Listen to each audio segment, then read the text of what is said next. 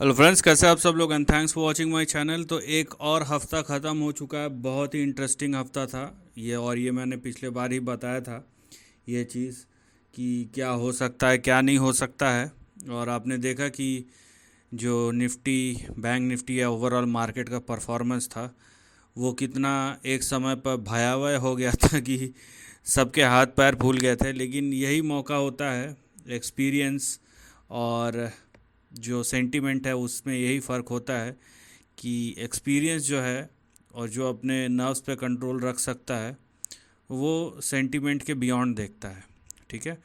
Anyways, यहाँ कोई psychology का क्लास नहीं हो रहा है। लेकिन हाँ, ये एक चीज़ ज़रूर है कि आपका एक्सपीरियंस कैसे रहा इस बीते हफ्ते में जहाँ पे इलेक्शन का रिज़ल्ट आया, वो ज़रूर आप कमेंट सेक्शन में लिख के बताइए, अपना एक्सपीरियंस शेयर कीजिए, ताकि अगर आपने कुछ सीखा है या आपके कुछ अच्छे ख़राब जो भी जैसे भी एक्सपीरियंस रहे, ताकि अगर कुछ कोई हेल्प कर सकता है तो उस पर करेगा। आपने अगर कुछ अच्छा किया है तो उससे दूसरों का हेल्प होगा। तो ये two way mode of communication है, तो बिल्कुल आप साझा कीजिए उस चीज़ को। और यहाँ पे निफ्टी का क्लोजिंग देखिए, शुक्रवार को 2% ऊपर, और निफ्टी अब फिर से बैंक निफ्टी को कहीं ना कहीं लीड करना शुरू कर दिया है, क्योंकि निफ्टी देखिए शुक्रवार को 470 पॉइंट के आसपास क्लोज हुआ 2%, वहीं बैंक निफ्टी 1%, 500 पॉइंट के आसपास। तो आप बोल सकते हैं लेवल टू लेवल कंपैरिजन में निफ्टी ने बैंक निफ्टी को पछाड़ दिया। ये आप पिछले हफ्ते का परफॉर्मेंस देखिए कि किस तरीके से 23,307 इसके नीचे डिप मारा, और वहाँ से 21,300 से, और फिर देखिए पिछले उसके बाद 4 दिनों में या 3 दिनों में जैसा भी, फिर से वो वहीं आके खड़ा हो गया है। ये निफ्टी बैंक देख सकते हैं आप कि ये नीचे गिरा, लेकिन ये बैंक निफ्टी की तरह पूरा का पूरा रिकवर नहीं हुआ है। इसमें अभी भी लगभग लगभग 1%, 1.25% की रिकवरी होनी और बाकी है। राइट। तो ये है स्टोरी, लेकिन एक बहुत बड़ा रिकवरी हो गया है। और ये देखिए, आप मंथली चार्ट देख लीजिए तो आपको समझ में आ जाएगा कि हुआ क्या है। तो निफ्टी लगभग लगभग क्लोजिंग लेवल पे, क्लोजिंग बेस पे अपने ऑल टाइम हाई पे है, और बैंक निफ्टी जो है उसको थोड़ा सा समय लगेगा अपने ऑल टाइम हाई पे आने में। बट एनीवेज, अगर आप पूरा एक महीने का देख रहे हैं तो चाहे आप निफ्टी देखें चाहे आप बैंक निफ्टी देखें, वो पॉजिटिव ही हैं दोनों। तो इसे कहते हैं फ़र्क। अब चलते हैं, देखते हैं कि क्या हो रहा है। ये निफ्टी का चार्ट है। अब देखिए मज़ेदार चीज़ क्या है यहाँ पे, वो आप देखने की कोशिश करिए कि हाँ, यहाँ पे ये बोल सकते हैं आप कि होने के बाद तो सब कोई बोलता है, होने के पहले क्यों नहीं बताया। तो वो मैंने ऑलरेडी बताया, अगर आप देखा होगा तो, कि आप दूर रहिए अगर समझ में नहीं आता है तो। यहाँ पे आप देख सकते हैं कि लगभग लगभग 2,000 पॉइंट का करेक्शन आया, 8.6% का, और उसके 3 दिन बाद यहाँ पे देखिए 9.36%। तो यहाँ पे एक हफ्ते में क्यूमुलेटिवली 20% का मूव आया है, जहाँ पे निफ्टी 9% गिरा है और 9.5% चढ़ा है। तो आप देख सकते हैं 18 से 20% का मूव। अब ये कैप्चर करना कि हम जैसे रिटेल निवेशकों के बस की बात नहीं है, इसीलिए या तो आपको पोजीशन लंबे समय के लिए बनाना था, या तो आपको इस बाज़ार से दूर रहना था, क्योंकि यही चीज़ होता है जो अचानक से जो ये चीज़ हुआ यहाँ पे। अब देखिए, ये ऐसा नहीं लगता कोई टेक्निकल ग्लिच है, but this is how market works. ठीक है, जो फ़ायदा उठा गया, जिसने उठाया, जिसने किया, किसने किया, वो सब तो नहीं पता, लेकिन ये सब सिचुएशन में ऐसी चीज़ें होती है। तो हमें क्या है, जब समझ में नहीं आता है तो दूर रहना चाहिए। एनीवेज, निफ्टी का चार्ट देखिए आप। यहाँ पे यहाँ पे कहीं ना कहीं रेंज एक्सपेंशन जो है वो दिखाई दे रहा था, और इस तरीके से आपको कुछ दिखेगा निफ्टी के चार्ट में। ठीक है, ये अपर एंड ऑफ द रेंज, और ये हो गया आपका lower end of the range. तो निफ्टी का अगर आप प्राइस चार्ट देख रहे हैं तो इसका प्राइस पहले से ही एक रेंज में मूव कर रहा था, और उसके बाद ये जो अचानक से जो भी कुछ हुआ, ठीक है, या जिस वजह से हुआ, इतना सेंटीमेंट एकदम ही बिगड़ गया या बिगाड़ दिया गया। But at the end of the day आप निफ्टी का प्राइस चार्ट देखिए। अब क्योंकि ये 23,250 या इसको थोड़ा जूम करता हूँ ताकि लेवल अच्छे से दिखे। हाँ, तो 23,250 260 के ऊपर खड़ा है।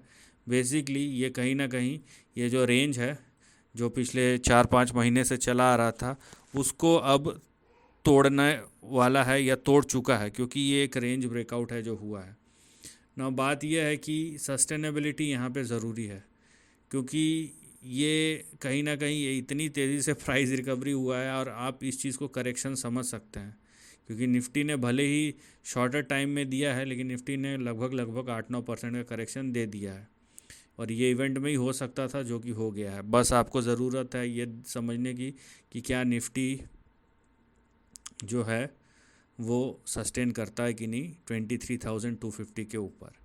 ठीक है, तो अगर ये करता है, क्योंकि देखिए यहाँ पे इस टाइप के स्टीप जो राइज़ है ये कंसोलिडेशन जैसा दिख रहा है, लेकिन क्योंकि यहाँ पे एक स्टीप राइज़ हुआ है तो इस राइज़ को भी हम नकार नहीं सकते। और जैसे कि मैंने बोला 23,250, ठीक है। अब इस जोन के हिसाब से तो आप देखेंगे तो यहाँ पे देख रहे हैं कि आप बोल सकते हैं कि रेजिस्टेंस पे यहाँ पे हिट कर चुका है। तो इसीलिए हम थोड़ा सा अपना दृष्टिकोण चेंज करेंगे और रेंज को एक्सपैंड करेंगे और इस तरीके का कुछ रेंज निकलेगा हमारे सामने। तो यहाँ पे देखिए, और मैं ये अगले हफ्ते के नहीं बड़े ट्रेंड की बात कर रहा हूँ, क्योंकि अभी जो होगा और अगला हफ्ता भी बहुत इम्पॉर्टेंट है, क्योंकि अगले हफ्ते जो नया गवर्नमेंट फॉर्मेशन होगा वो होने वाला है और उसके बाद उस हिसाब से जो पोर्टफोलियोज़ हैं अलग अलग मिनिस्ट्री के वो आपको आपके सामने आएंगे, तो बाज़ार उस पर रिएक्ट करेगा। ठीक है, क्योंकि बाज़ार के सेंटिमेंट्स चेंज होंगे उस हिसाब से।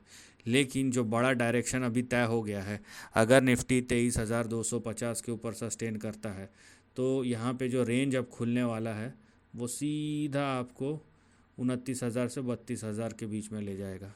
ठीक है, मैं यहाँ पे एक डायरेक्शन के हिसाब से बात कर रहा हूँ, ना कि अगले हफ्ते क्या होने वाला है। उसके बाद हम बात करेंगे, आने वाले हफ्तों में हम एक एक हफ्ते का बात करेंगे, लेकिन इस तरीके से अभी अगर डायरेक्शन चेंज हो रहा है जिस पे आपको ध्यान देना है तो बड़ा कुछ हो सकता है। अब चलते हैं निफ्टी बैंक के ऊपर। देखिए थोड़ा सा मैं मन खोल के एक्सप्लेन करता हूँ, भले ही उसका रिकग्निशन मिलता है नहीं मिलता है वो दूसरी बात है, लेकिन मैं ये नहीं चाहता कि मैं वो अपना जो नॉलेज शेयर करता हूँ जो भी मेरे पास है उसमें कोई कंजूसी करूँ। राइट, तो ये चीज़ है। तो यहाँ पे देखिए बैंक निफ्टी भी अगर आप देखेंगे, मैंने आपको पिछले हफ्ते बैंक निफ्टी का एक लेवल बताया था जो कि ये वाला था। तो मैंने बोला था कि बैंक निफ्टी अगर इस लेवल के ऊपर सस्टेन कर रहा है, चाहे जो भी कुछ हो जाए, तो भी ये अपसाइड में है। और कौन सा लेवल था वो? 48,848 या 48,850, 48,850, इसके ऊपर सस्टेन कर रहा है, मतलब ये अपसाइड है। अब ये देखिए ये करीबन लगभग 10% के आसपास गिरा था बैंक निफ्टी, निफ्टी से थोड़ा ज़्यादा ही गिरा था। और उसमें से अब देखिए लगभग 8.5% की रिकवरी आ चुकी है। तो क्यूमुलेटिवली 18% का मूव यहाँ पे भी आया है।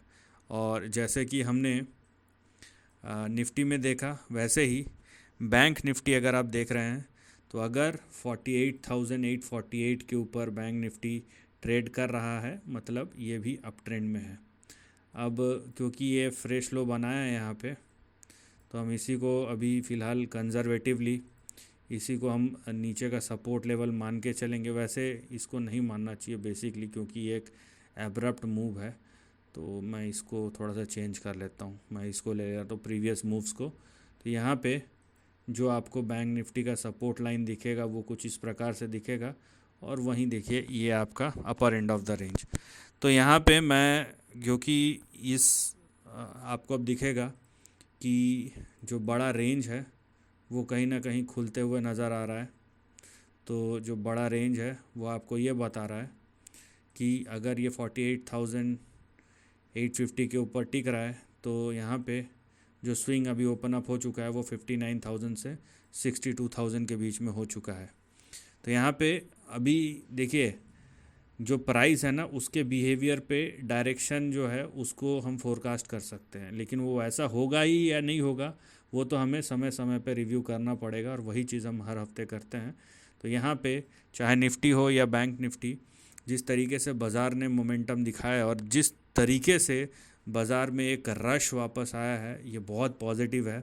और देखिए 10% का करेक्शन 2-3 दिन में ही पूरा वाइप आउट हो जाना, और बाज़ार में देखिए चारों तरफ से अभी कहीं ना कहीं आपको जो मेन लाइन स्टॉक्स है, चाहे वो लार्ज कैप हो, मिड कैप हो, इवन स्मॉल कैप हो, सब में तेज़ी आ रही है। तो ये एक पॉजिटिविटी का इंडिकेशन देता है। वहीं मैं आपको एक चीज़ और दिखा देना चाहता हूँ कि FII DII डेटा, कि उसमें अगर कोई चेंज हो रहा है तो वो भी आपको पता चल जाए, क्योंकि देखिए बहुत सारी छोटी छोटी चीज़ें होती है और सबको जब आप मिलाएंगे ना, तब आपको दिखेगा कि क्या हो रहा है क्या नहीं हो रहा है, राइट। तो यहाँ पे आप देख सकते हैं कब तक का डेटा है, 5 और 6 जून का डेटा है, ठीक है, मतलब फ्राइडे का अपडेट नहीं हुआ है।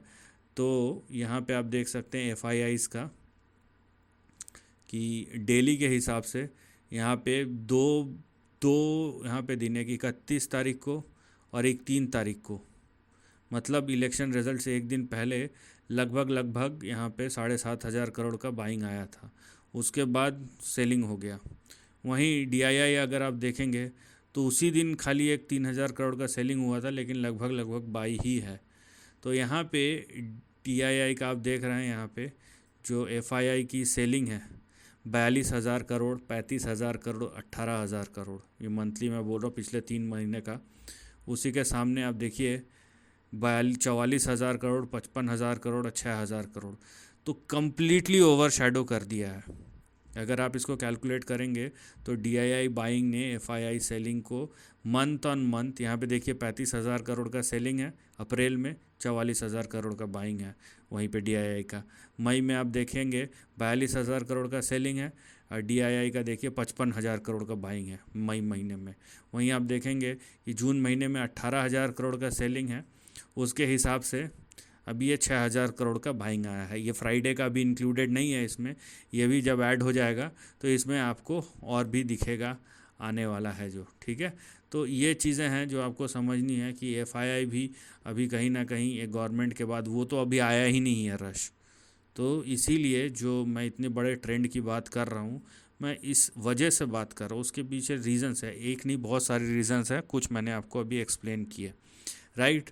तो अभी एक नया डायरेक्शन ये खुलता है या नहीं खुलता है, वो ट्रेंड के हिसाब से तो दिख रहा है, लेकिन आगे बाज़ार इसको किस तरीके से लेता है वो तो हमें आने वाले समय में ही पता चलेगा। So this is the end of the video. Thanks for watching.